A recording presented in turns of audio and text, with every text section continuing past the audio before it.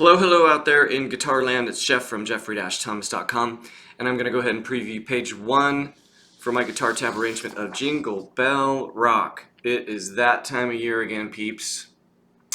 So make sure you're requesting the tablature off my website, and we'll go ahead and walk through page 1. I'll take it nice and slow for you, and then we'll come back and talk about some details. So here we go. Ready, go.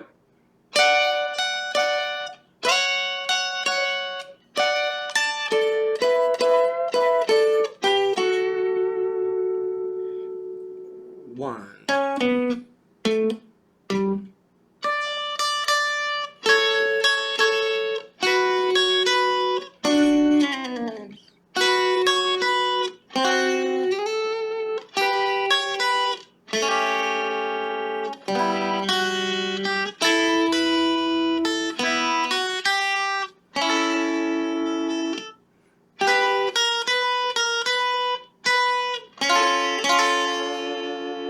Alright, that takes you down to ending 1.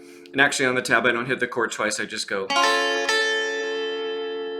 right on that A augmented chord. And so let's go back up to the top, and then we'll walk through ending 1 and then back up and take ending 2. So we've got 14 and 15, fingers 2 and 1, and picking wise I'm going like down, up, down.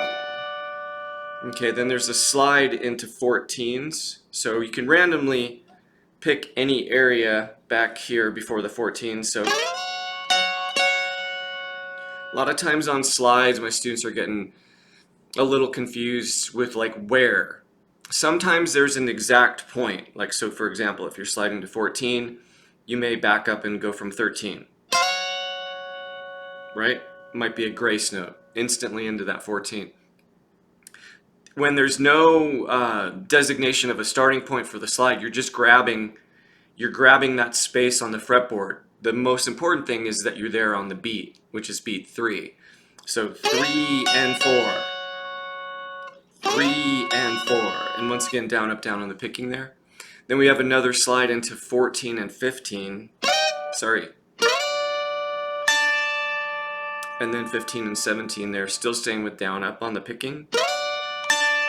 Okay, then I switch over to the 14th and 15th fret on the 3rd and 2nd string. Come up to 16 and 17, fingers 3 and 4. Then we have a bend.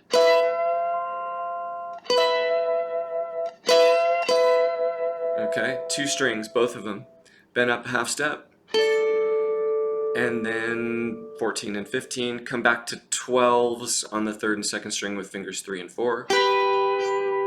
And then first measure, second line,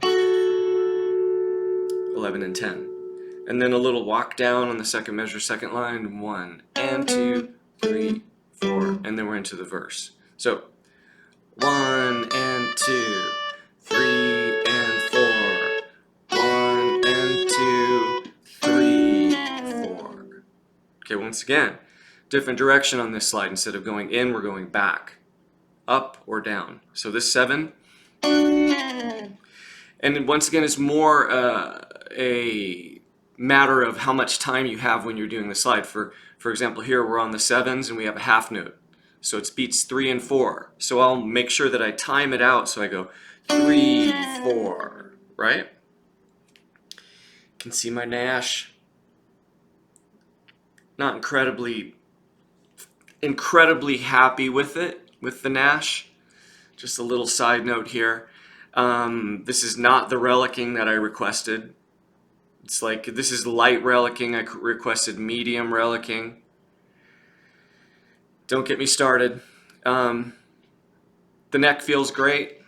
He's definitely done a good job on the back of the neck. I guess he signs the headstock like that, and then he does some weird little like serial number thing on the very top of the headstock. But for over $1,200, it could be better. He needs to listen to his customers more. That's all I'm saying. He does not listen to his customers. You get what you get with Nash, and that is not cool. So let's go back to the first measure of the 3rd line, where we have these 7s, and you're playing them together on beats 3 and 4 because it's a half note. So you got to watch that timing. 3, 4, 3, 4. So you just kind of ride it out for the amount of beats that you have. Then we're on the second measure of the third line. Now, here's a perfect example. Second measure, third line. Okay, third beat, and then you're sliding up to 10. So you have an exact, starting point because you're on this 7, right? With the second string. And then you're making it up to the 10. Beat-wise, this is 3, 4, 3, 4, 3, 4. So that's a different situation now. You have an exact starting point for that bend from the 7 to the 10. Okay. Now, in the tablature, last measure, third line, you're going to see that I marked this as ending 1. Okay? So that means we're on ending 1, and we're going to finish it out. So we've got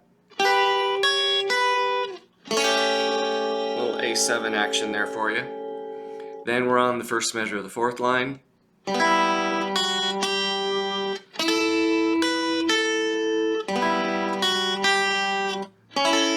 A over C sharp. That's up in the chord diagram there for you. Last measure, fourth line. 1, 2, and 3, and 4. Shift fingerings here on the first measure of the fifth line. 1, 2, and 3, 4. Now at the end of that measure, first measure, fifth line, you see double bar, double dot, repeat brackets. We're back up to the verse.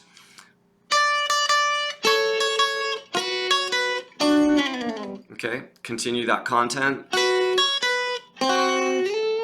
Now, after the second measure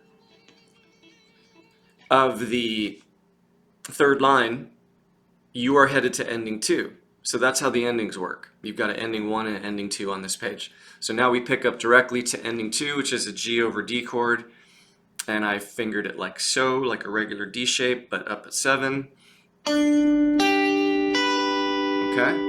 1, 2, 3, 4. Last measure, fifth line, come up to G. 1, 2, 3, 4. First measure, last line, G minor. 1, 2, 3, 4. Okay, then we've got E7. 1.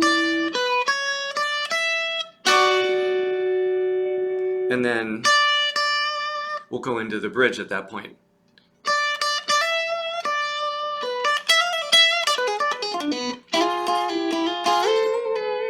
Okay, so that gets you through page 1. Sorry about the little Nash rant, but he deserves it.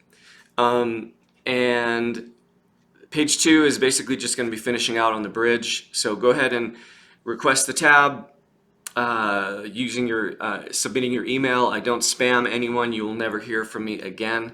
And if you wanted to walk through this together, we can jump up on Skype and explain any other questions that you have about this. Make sure you hit the subscribe button. Hate to say that, sounds cheesy, but if you like the lesson, go ahead and hit the subscribe button.